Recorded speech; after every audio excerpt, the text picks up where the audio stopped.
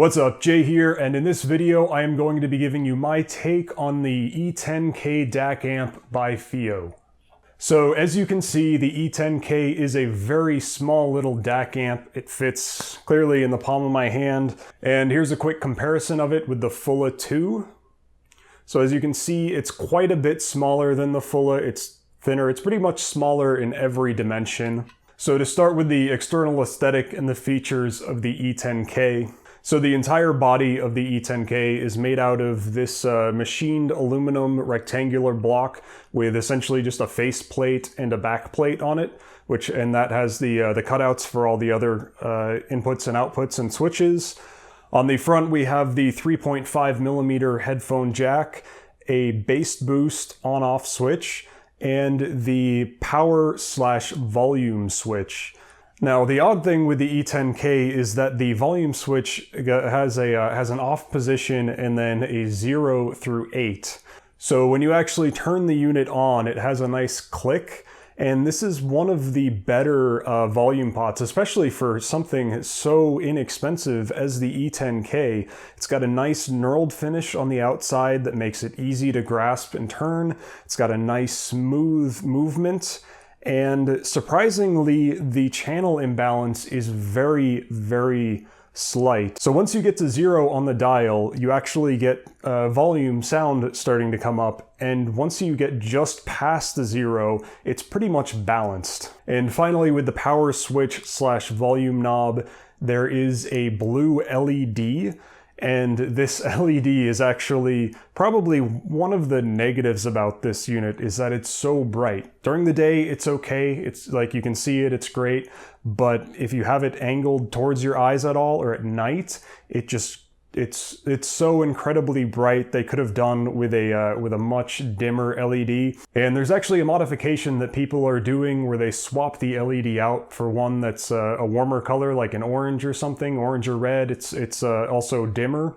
So that might be a video that I will be doing in the future, just kind of demonstrating how that's done. And finally, on the back, we have a USB digital input, a coaxial digital output, a high-low gain switch, and a line out. So just to note, the line out on the E10K is not variable, so you can't use it as a preamp, but you can feed it to another preamp or another amp or whatever, and then hook it up to speakers or something if you wanted to use the DAC inside of the E10K. So I did test the E10K with all of my headphones, and it actually does a pretty decent job of driving all of them. It handles perfectly well the K7XX, the HD558, my Shure SE215s. So the thing that I like about the E10K is that it's capable of pushing, I believe, 200 milliwatts into 32 ohms. So the volume is not, it doesn't pick up so much in the beginning like, say, the O2 amplifier does, but because of that, it's actually a really good little DAC amp to use with IEMs, because something like the O2, you can just barely get the volume up before it becomes too loud. Like, you just barely get the channels balanced, and then it's almost too loud to listen to IEMs with, at least things like my Shure SE215s. However, with this little DAC amp, once you start getting sound coming into it, so once you get past that 0, it's loud, it's already balanced, and then I believe I just had to bump it up like 1.5 maybe was a comfortable listening level. One of the things that I found about this amp is that the majority of the gain is within the first 4 markings. Once you get past about 4 or 5, the level doesn't increase that much. So being a great little amp for headphones like the K7XX or something in that range, once you get into the high impedance range, like with the HD650s, I could listen to a lot of songs with the E10K, and it would be comfortably loud. Some of the louder songs it would get pretty loud, and this is all on high gain.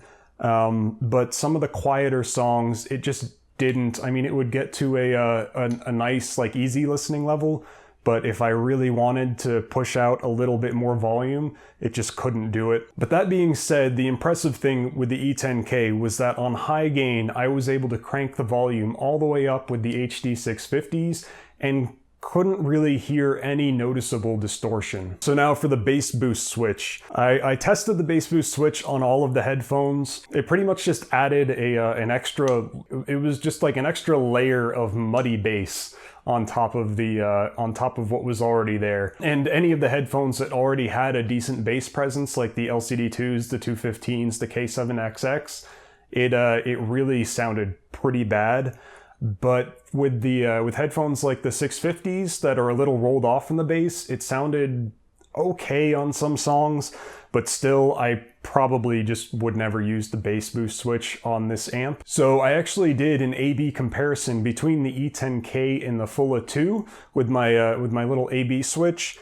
And as I've noticed before, and I just wanted to really confirm before I made this video, the FiiO has just a smidge more bass than other amps, and I think this is probably an artifact of whatever circuitry they put in for that bass boost switch. So I think it's probably always just kind of going through that bass boost, or the bass boost circuitry, and when you switch it on, then it just really releases it. So the amp is slightly warmer than other amps. So why would you buy the FiiO E10K? If you're looking for a good DAC amp solution on a budget and you want to drive headphones like the HD558s, the HD598s, or the K7XX, headphones that don't necessarily need an amp, but could benefit a little bit from them. If your computer audio just isn't that good, then this is a good budget solution. I believe I picked it up in a Black Friday sale for around $50–$55. Generally, you can find it for around $70.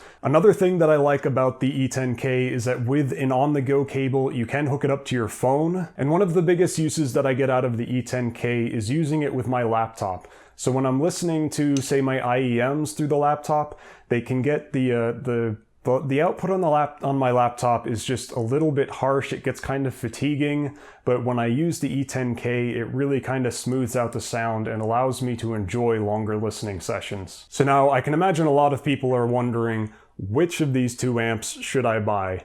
You've got the FiiO E10K if it's around $70, and then the FiiO E2, which is $100 or $110 shipped. And then the big difference is with the FiiO E2, you get all these other features. It has a little bit more power. You get a pre-out, you get a line out, you get a separate power connection so that you can power it separately from your source. You get a line in and a 1/4-inch headphone jack, which is kind of a plus there, whereas the E10K just has a pass-through, kind of a digital out, a line out, a high-low gain switch, and a headphone jack, and a bass boost, but the bass boost is really not that great. So the E10K is a bit lighter and a bit smaller than the FiiO E2. It's a bit more portable, a little bit easier to use, might be easier if you're just looking for something to use with your phone. I think it probably draws a little bit less power if this is all that you're plugging into your phone. Whereas the FiiO E2 gives you a lot more power. It's actually more capable of driving higher impedance headphones. That being said, the FiiO E2 does start to distort up at the higher end, but with all those extra features, I think if you have the $110 to get